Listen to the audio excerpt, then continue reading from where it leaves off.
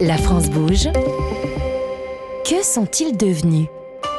Bonsoir Ingrid Brochard. Bonsoir Elisabeth. Je suis très contente de vous entendre. Vous étiez venue l'an dernier dans l'émission pour nous parler de ce musée mobile, ce camion qui sillonne la France pour proposer des expositions et des collections de musées au cœur des villes. Vous allez à la rencontre du public. Comment ça va ? Comment se porte ? Je crois que vous avez même agrandi vos équipes depuis un an. Oui, alors tout à fait. En début d'année, j'ai rejoint la fondation Art Explora pour pouvoir développer les camions culturels.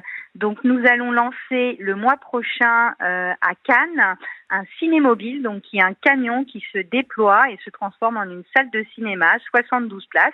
Avec la même mission qu'a le MUMO, c'est-à-dire de faire des étapes dans les villages de moins de 2000 habitants et les quartiers politiques de la ville.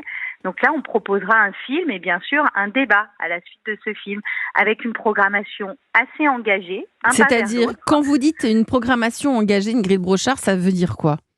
Ça veut dire qu'on a eu un comité de sélection qui a choisi des films, qui a proposé des films donc sur la thématique de la différence, l'immigration. Donc on va proposer des films à réessayer et ensuite créer le débat.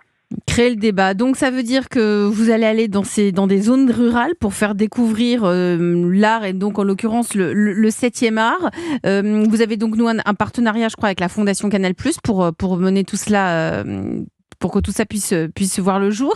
Au niveau du musée mobile, là, vous êtes sur quelle exposition en ce moment ? Il est où au moment où on parle de ce musée ? Le MUMO du Centre Pompidou présente une exposition en voyage et nous sommes toujours en voyage puisque sur les routes, en ce moment, nous sommes dans la Sarthe.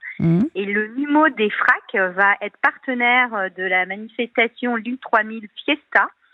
Pour sa 4e édition. Donc à partir du 26 avril, nous sillonnerons toute la métropole lilloise avec une exposition qui s'appelle Pump Up the Volume.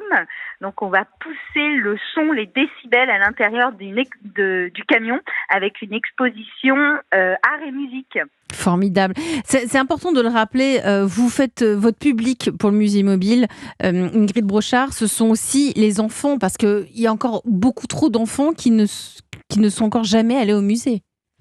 Oui, un enfant sur 3 n'est jamais allé au musée et 80% jamais dans un musée d'art. Ce sont les chiffres que nous récoltons donc au MUMO. Alors aujourd'hui, bien sûr, notre public prioritaire, ce sont les enfants d'école primaire, de collège, de lycée, mais pas que. On a aussi des portes ouvertes et c'est tout le quartier qui est invité à venir découvrir l'exposition et à échanger autour de l'art. Aujourd'hui, on a fait plus de 850 étapes, on a transporté plus de 500 œuvres et 250 000 visiteurs ont pu rentrer dans les camions musées. Et c'est une grande logistique, j'imagine, en plus. Vous êtes bien accompagné pour mettre tout ça en place, Ingrid Brochard ?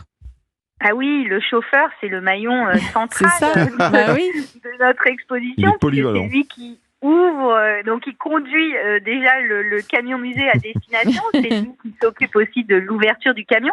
Et c'est vrai que les enfants aussi sont fascinés, bien sûr, à venir découvrir une exposition d'art, mais encore plus dans un camion. Et parfois, ils veulent même visiter la cabine du chauffeur du tracteur. Et ce sont des horaires de musée, le MUMO ?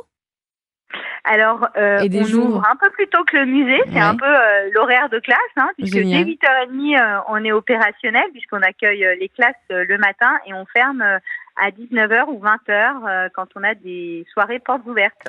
Merci Ingrid Brochard, fondatrice du musée mobile Le